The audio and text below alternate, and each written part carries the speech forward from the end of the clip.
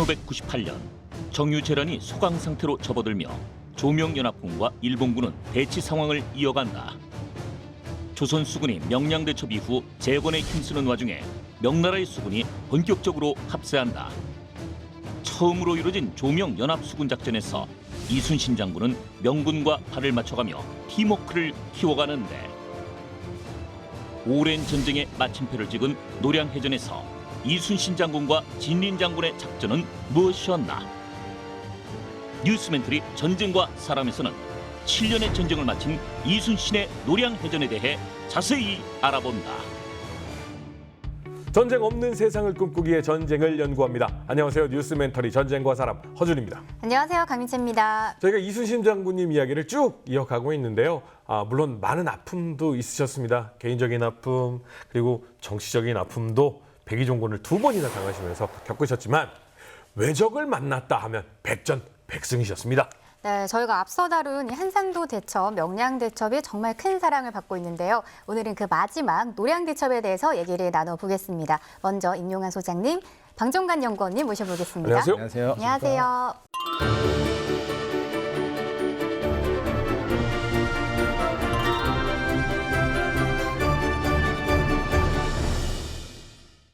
아, 13척의 배로 10배가 넘는 왜군을 그냥 선멸과 다름없는 승리로 이끄신 이순신 장군님 이야기. 하지만 우리의 한반도에는요, 아직도 고통을 받는 백성들이 즐비했습니다. 왜냐? 전쟁이 끝나지 않았거든요. 이때 당시에 정세 상황은 어땠나요? 네, 그러니까 바다에서는 명량, 육지에서는 직산 전투에서 왜군의 북상을 저지는 하는데, 이게 북상을 저지한 것이지 왜군을 몰아내지는 못합니다. 그래서 호남 일부를 상실하게 돼요.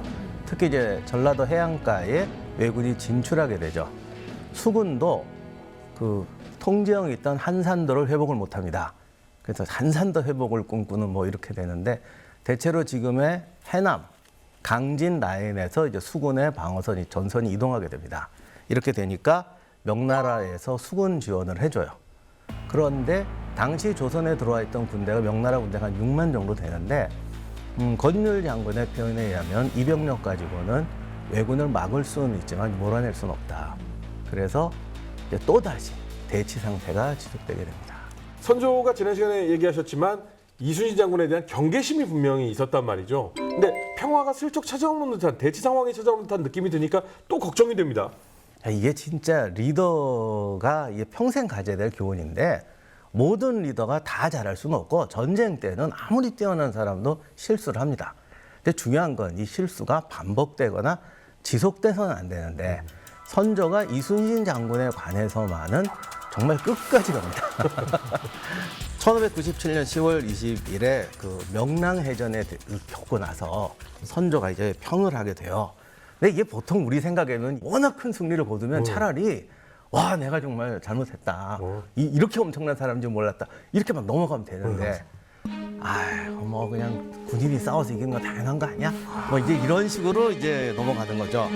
그래서 약간의 적은 잡았으나 해야 할 일을 한 것뿐인데, 큰 공로도 아니고 자랑할 것도 없는데 어쩌고저쩌고 이럽니다. 근데 이제 재미난 게 명나라 장군들이 진짜 이순신 장군 높게 평가합니다. 당시 이제 명나라 총사령관 중에 양호 있고, 그 유명한 장군 중에 마귀예요. 그다음에 이제 수군 제독이었던 진린, 군사 외교관 같은 형계 이런 사람들이 있는데, 다들 이순신 장군을 되게 칭찬을 해요. 조선의 여러 장수 중에서 자기가 볼 때는 이순신, 정기룡, 한명연, 권율이 최고라고 생각한다. 이순신이 맨 앞에 있다는 거. 그다음에 이제 양호 같은 경우는, 이 양호는 사실 성깔이 좀 있는 양반이거든. 그리고 이게 호불호가 되게 센 사람이에요. 그러니까 넌 능력 없어, 팍 이런 사람인데, 선조한테 와서 이순신 장군한테 포상을 뭘 했냐. 아직 안 했으면 내가 하고 싶다. 근데 사실 명나라 군대잖아요. 그러니까 이게 아무리 명나라가 조선보다 자기들이 좀 이렇게 위의 나라라고 하더라도, 이게 엄연히 조선도 국가인데 다른 나라 장수를 자기가 어떻게 직접 초청합니까? 그러니까 선조한테 내가 포상하고 싶다, 예의상 물어보는 거예요. 그러니까 선조가 이제 떨떠름 해가지고 이런 것도 주고 이런 것도 주는데 웅얼웅얼해요. 제대로 안 했으면 내가 하겠다. 그리고는 진짜 대단한 게 날라가요. 뭐요? 1597년 11월 17일에 황제가 직접 내리는 명나라 황제가 내리는 면사첩. 그러니까 죽을 죄를 지어도 용서해준다. 큰 거죠. 근데 조선에는 면사첩이라는 제도가 없어요. 그러니까 이거는 명나라 황제한테도 온 거예요. 이게 내려옵니다. 그러면 이 얘기는 예를 들어 선조가 너 반란을 일으켰어, 너 죽어라고 해도 이거 뿅 하면은 살 수 있는 거예요? 네, 그거. 우와. 선조 입장에서는 오히려 더 떨떠름하겠다. 그거예요. 아니 근데 그렇게 다 인정하는데 선조는 왜 그렇게 이순신 장군한테 가혹해요? 명랑해전 끝나고 나니까 이게 사실은 호남을 상실했잖아요. 이게 조선에게 정신적, 사교적으로 어마어마한 충격입니다. 일단 호남을 일부를 빼앗겼다. 그 당시 식량공급이 잘 안 돼가지고 궁궐 수비대들까지도 병사가 끼니를 굽는다. 막 이제 이런 얘기가 나오니까 더더욱이 이제 이순신의 공적을 키우는 게 불편한 거예요. 왜냐하면 그때 아마 호남이라도 찾았으면 조금 나아졌을지 모르는데 지금 계속 이게 자기가 실수한 게 잡혀 있으니까 거기다가 명나라 장군들이 갑자기 막 칭찬하고 직접 자기들이 포상하겠다고 막 이러니까 이게 또 무서운 거야. 이렇게 되면 자기 통제권을 벗어나게 되니까. 우리 성웅이신 이순신 장군께서는 그런 거 신경 쓸 틈이 어딨어. 우리가 빨리 강군이 돼서 왜군을 몰아내야지 하고 재건의 힘을 쓰시겠죠. 그렇습니다. 이제 이순신 장군께서 이제 느꼈던 어떤 과업은 두 가지인 것 같습니다. 첫째는 이제 수군을 재건해야 된다는 것. 그 다음에 수군의 활동 영역을 최대한 이제 서쪽으로 해서 왜군의 활동 영역을 이제 약화시켜야 되는 그런 두 가지 과업이 있는 거죠. 그래서 1597년 9월 16일 날 명량해전이 있었지 않습니까? 이후에는 이제 충청도 고군산도까지 올라갔다가 내려와서 첫 번째 지인을 편성하는 게 이제 목포 지역의 고금도입니다. 거기서 한 3개월 동안 열심히 이제 수군을 재건하죠. 그래서 한 42척, 그다음에 수군 병력 한 8,000명까지 이제 수군을 재건을 합니다.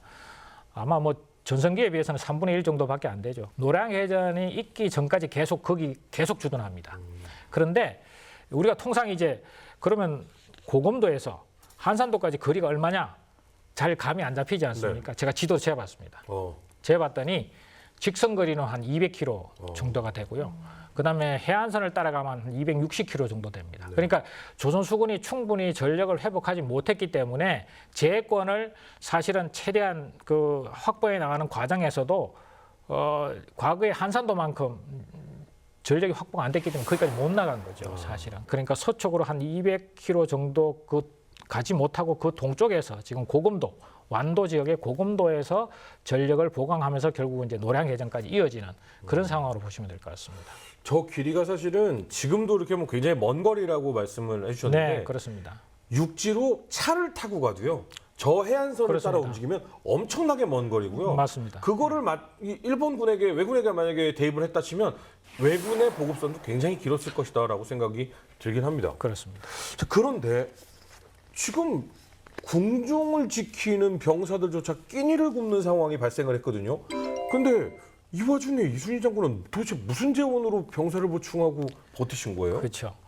이제 전력을 보강하는 거는 크게 이제 함선을 제작하는 게 있겠지 않습니까? 네. 그거는 결국은 이제 자체 제작하는 방법이 있었고 칠천량 해전에서 또 이렇게 막 분산됐던 일부 이제 함선들이 복귀하는 그런 과정도 있었습니다. 두 번째는 이제 병력 보충인데요. 당시에는 이제 해안 지역의 고을들을 수군 통제하에 권한을 줬습니다. 네. 그 해안가에 있는 고을들 그 지역에서 이제 병력을 보충하죠. 제일 큰 문제가 이제 군량미지 않습니까? 네. 그래서 군량미를 징비록에 보면 아이디어가 나와 있습니다.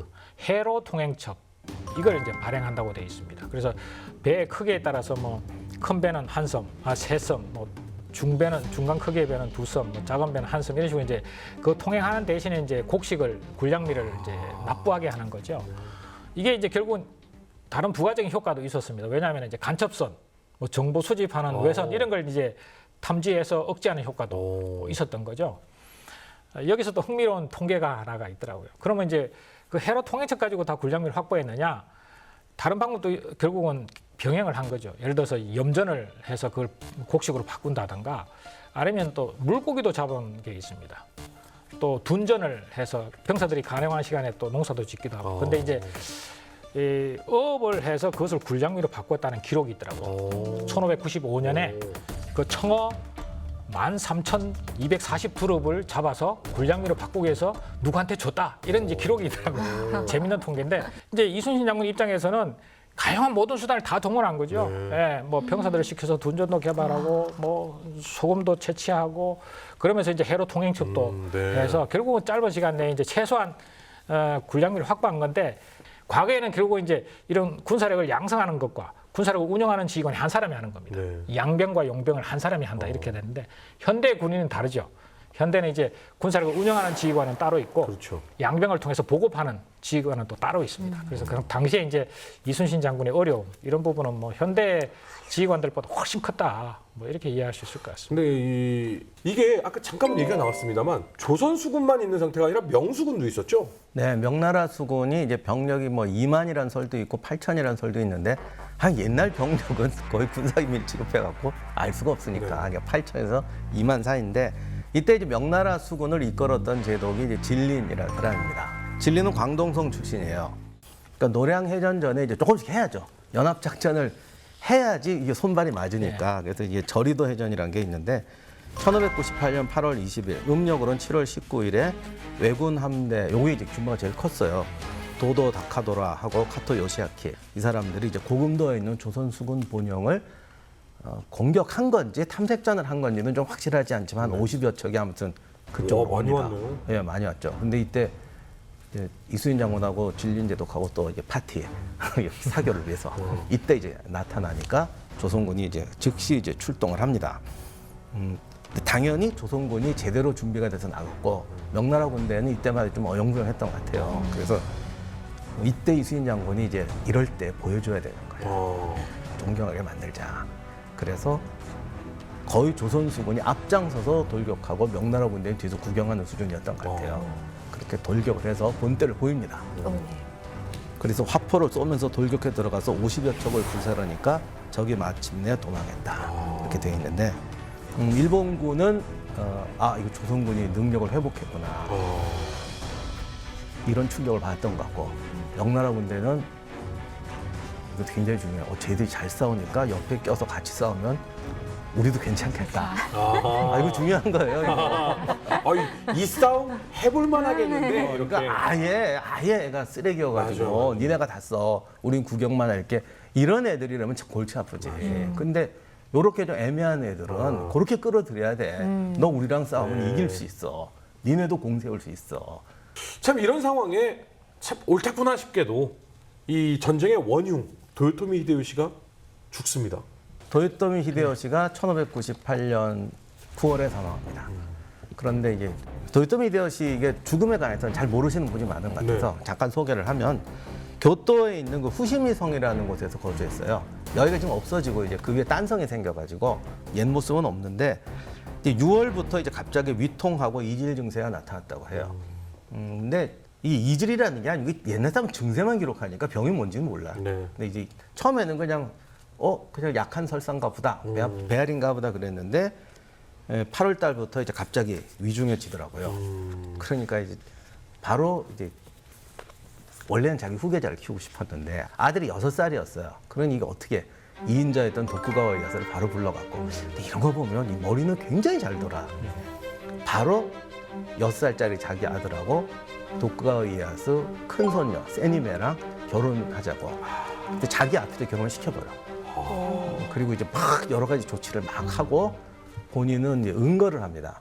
왜냐하면 나을 수도 있고 죽을 수도 있는데 이 병세가 안 좋다 그러면 반란이 나고 이럴 수도 있잖아. 그러니까 아예 쏙 들어가서 모든 소식을 끊어.